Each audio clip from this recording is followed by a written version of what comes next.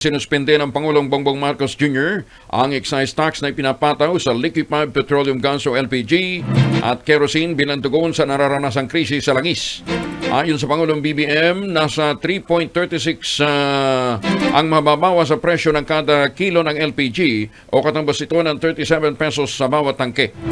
Samantala, 5.60 naman ang matitipid sa kada litro ng kerosene. Pero partner, ilan mo gumagamit ng kerosene? Oo. Sa Mindanao nga halos wala na nabibenta ng kerosene. Parang hindi na masyado nabibili yun, partner. In fact, kami sa Cotabato, punta pa kami ng Davao para bumili ng kerosene dahil isang pabrika na lang doon, ang makina na gumagamit ng kerosene. Wala na naman gumagamit ngayon ng mga Petromax. Oo. Yung mga ilaw-ilaw. Ano yun, wala na parang rin. ginagamit sa industrial na lang siguro ngayon, partner? O hindi rin? Wala na nga eh. Bakit ito ang tinanggalan ng VAT?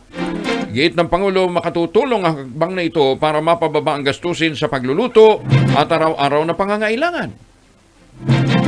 Sa usapin naman ang pag-alis o pagtapya sa value-added tax sa produktong petrolyo na nanindigan ng Malacanang, hindi ito maaaring gawin ng Presidente dahil tanging excise tax lamang ang saklaw ng kanyang emergency powers.